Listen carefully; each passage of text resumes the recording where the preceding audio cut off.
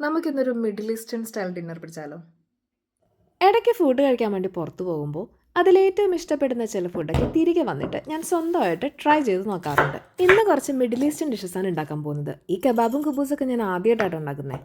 Ground ബീഫിലേക്ക് കുനുകുന നിറഞ്ഞ ഒനിയനും കുറച്ച് സ്പൈസസും mix ചെയ്ത് സ്ക്യൂവറിൽ വെച്ച് കബാബ് ഒന്ന് ഷേപ്പ് ചെയ്തെടുക്കാം. ഇത് കുറച്ചു നേരം ഫ്രിഡ്ജിലിരുന്ന് ഒന്ന് സെറ്റ് ആവട്ടെ. ബീഫ് മാത്രമല്ല കേട്ടോ, ചിക്കൻ കബാബും ആയിക്കോട്ടെ. ചിക്കൻ നല്ല തിൻ സ്ട്രൈപ്സ് ആയിട്ട് അരിഞ്ഞ് മാരിനേറ്റ് ചെയ്ത് അതും ഫ്രിഡ്ജിലേക്ക് അങ്ങ് വയ്ക്കാം.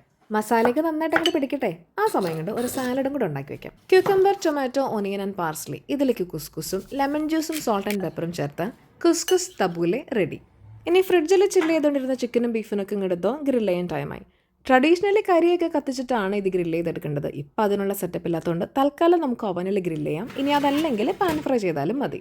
കുബൂസിന് കുഴച്ച് വെച്ച മാവ് 1.5 മണിക്കൂർ കൊണ്ട് തന്നെ വീർത്ത് സെറ്റായിട്ട് വന്നിട്ടുണ്ട്. ഇതിനി ഒന്നുകൂടി ഇടിച്ച് പരത്തി ചെറിയ ബോളുകളാക്കി 1.5 ചപ്പാത്തിയുടെ കനത്തിൽ പരത്തിയെടുത്ത് ചുട്ടെടുക്കണം. ഹുമ്മൂസ് ഉണ്ടാക്കാൻ ഞാൻ അത്ര എക്സ്പേർട്ടൊന്നുമല്ല, എന്നാലും ഇരിക്കട്ടെ എൻ്റെ വക ഒരു ഹുമ്മൂസ്.